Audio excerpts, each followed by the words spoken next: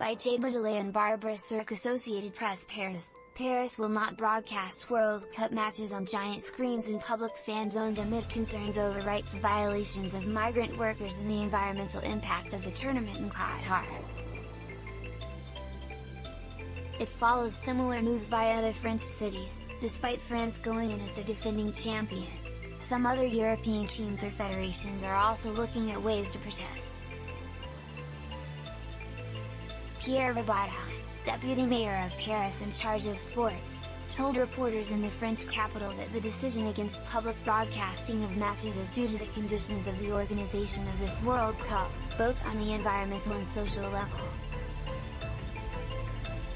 He said in an interview with France Bleu Paris that air-conditioned stadiums and the conditions in which these facilities have been built are to be questioned. Rabadan stressed that Paris is not boycotting the soccer tournament, but explained that Qatar's model of staging big events goes against what Paris, the host of the 2024 Olympics, wants to organize. The move comes despite the city's football club, Paris Saint-Germain, being owned by Qatar Sports Investments. "We have very constructive relations with the club and its entourage, yet it doesn't prevent us to say when we disagree," Rabadan said. Denmark is staging its own protests. Its team jerseys at the World Cup will include a black option to honor migrant workers who died during construction work for the tournament. And several European soccer federations want their captains to wear an armband with a rainbow heart design during World Cup games to campaign against discrimination. A growing number of French cities are refusing to erect screens to broadcast World Cup matches to protest Qatar's human rights record.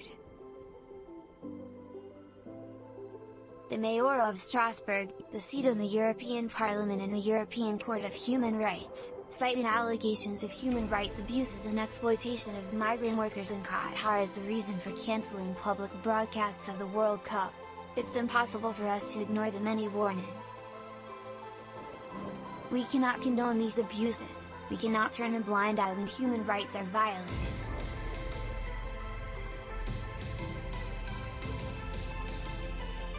And then, there's the impact on the environment, Barseghian said.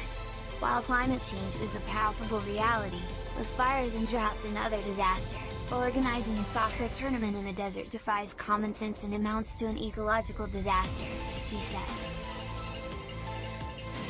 Arnaud Deslandes, a deputy mayor of Lille, said that by cancelling public viewing of matches, the northern city wanted to send a message to FIFA about the irreparable damage of the Qatar tournament to the environment. "We want to show FIFA that money is not everything," Deslandes told the Associated.